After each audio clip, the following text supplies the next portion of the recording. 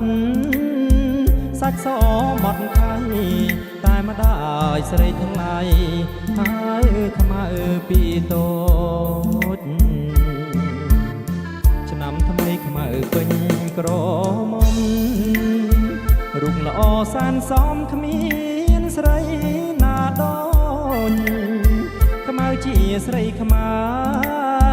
គ្រប់លក្ខសំស្លូនប្រាជ្ញា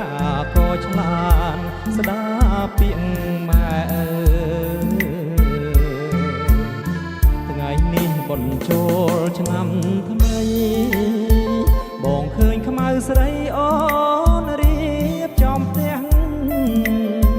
បោះរៀនទេវតាដាក់ការថ្វាយព្រះដាំស្លរត់រែជូនម្ដាយទៅវត្តបងឃើញខ្មៅគូនភ្នំសាច់រួញអូនដាក់បាតដងទឹកស្រង់ព្រះជួនញាឃើញបងញញឹមសានស្រស់អូនខ្មៅតែឈ្មោះសាច់សដូចសំឡី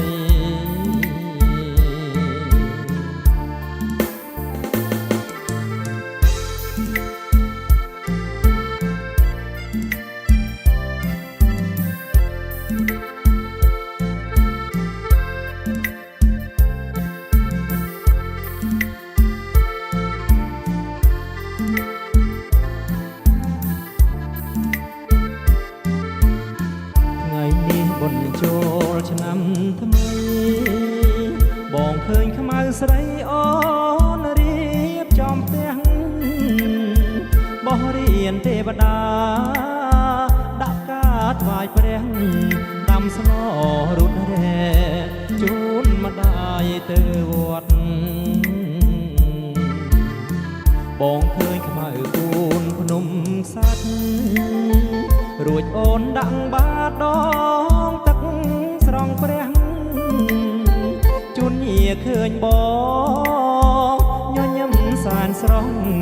អូនខ្មៅតែឈ្មោះសាច់សដូចសំឡ